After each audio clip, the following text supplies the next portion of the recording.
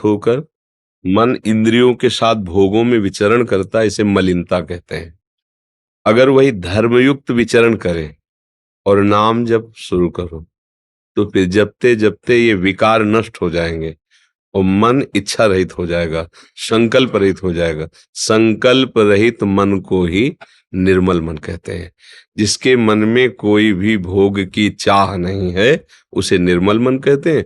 और भोगों की मान प्रतिष्ठा बड़ाई आदि आदि आदि ये सब चाह जितनी है प्राकृतिक, ये सब मल है, क्योंकि ये है नहीं।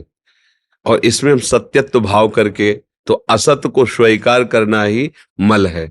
वही बार बार हमारे को प्रभु के समीप होने पर भी ढके हुए दूरी महसूस करवा रहा है। बार बार जन्म, बार बार मरण, बार बार बंधन। ये काम, क्रोध, लोभ, मोह, मद, मत्सर, ये सब मल के अंतर्गत आता है। इनसे रहित होने की सामर्थ्य नाम जप से प्राप्त होती है। तो हम लोग तो सब फंसे हुए हैं शरीर भाव में। तो जब हम खूब नाम जप करें तो धीरे धीरे धीरे धीरे हमारी बुद्धि पवित्र होगी।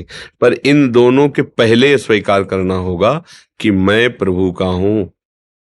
ये सबसे पहले बात स्वीकार करनी होगी। अगर ये स्वीकार नहीं किया तो सब कुछ करते हुए भी निर्मलता आनी असंभव है, क्योंकि उसमें सकामता बनती रहेगी। जब मैं शरीर हूं और मेरे संबंधी हैं तो साधन नाम का होगा और साध्य संसार होगा, भोग सामग्री, धन, सुख, निरोगता आदि आदि आदि। तो फिर मन मलिन ही रहा, उसे निर्मल मन नहीं कहते। जब निर्मल मन उसे कहते हैं केवल सत्य वस्तु, सच्चिदानंद प्रभु की प्राप्ति की केवल चाह, सब चाहे खत्म हो गए। अब वो निर्मल जनमन सो मोह पावा, मोह कपट छल छिद्र न भावा। बस ये है, फिर वो मन निर्मल हो जाता है।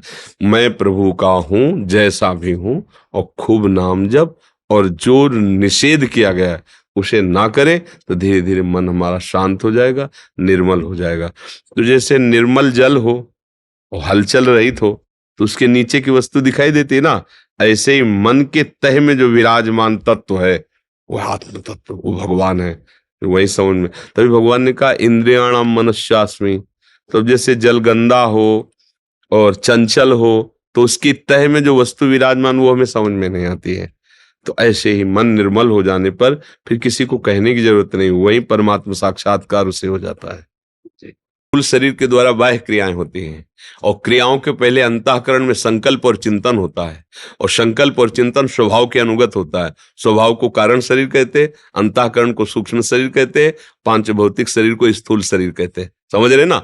जब हमारे को यह निश्चय हो गया कि मुझे प्रभु की प्राप्ति करनी, हम इनको नहीं ले रहे, ना स्थूल न सूक्ष्म कारण, सोहम तवास्मि शरणम तवाश्रिता, सोहम तवा। अरे मैं तो भगवान का अंश हूं, मैं तो नित्य प्रभु का जन हूं।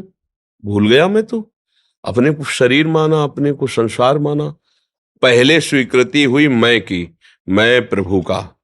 अब स्वभाव हमारा बदलेगा, ऊपर से बदलना शुरू होता है, स्वभाव बदलेगा। तो अंतःकरण का संकल्प विकल्प अब बदलना शुरू हुआ, तो बाहर की क्रियाएं जितनी है वो सब बदलनी शुरू हो गई।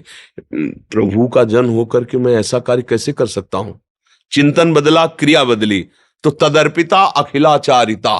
जितने आचरण वो सब प्रभु की प्रसन्नता के लिए हो गए। श्री कृष्ण अनुकूलेन प्रतिकूल वर्जनम, कोई भी प्रतिकूल आचरण नहीं। अब बचा क्या? केवल भगवान का चिंतन, केवल भगवान। अखंड स्मृति का मतलब केवल बराबर माला चलाना नहीं होता, एक एक वृत्ति।